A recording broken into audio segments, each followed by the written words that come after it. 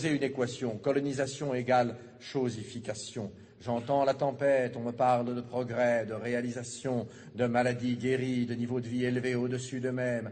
Moi, je parle de sociétés vidées d'elles-mêmes, de cultures piétinées, d'institutions minées, de terres confisquées, de religions assassinées, de magnificence artistique anéantie, d'extraordinaires possibilités supprimées.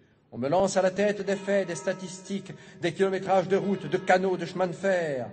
Je parle de millions d'hommes arrachés à leur Dieu, à leur terre, à leurs habitudes, à leur vie, à la danse, à la sagesse. Je parle de millions d'hommes à qui l'on a inculqué savamment la peur, le complexe d'infériorité, le tremblement, l'agenouillement, le désespoir, le larbinisme.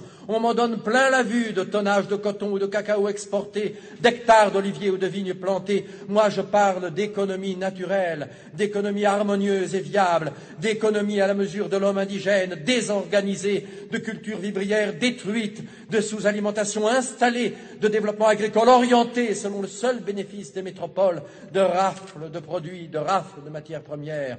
On me targue d'abus supprimés. Moi aussi, je parle d'abus, mais pour dire qu'aux anciens, très réels, on en a superposé d'autres, très détestables. On me parle de tyrans locaux mis à la raison, mais je constate qu'en général, ils font très bon ménage avec les nouveaux, et que de ceux-ci aux anciens et vice-versa, il s'est établi, au détriment des peuples, un circuit de bons services et de complicité.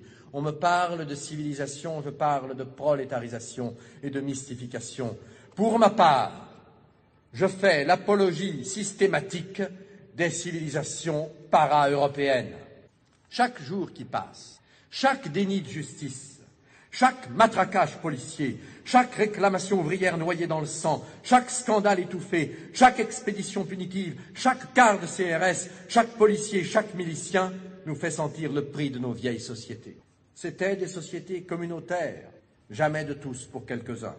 C'étaient des sociétés pas seulement anticapitalistes, comme on l'a dit, mais aussi anticapitalistes. C'étaient des sociétés démocratiques toujours. C'étaient des sociétés coopératives, des sociétés fraternelles.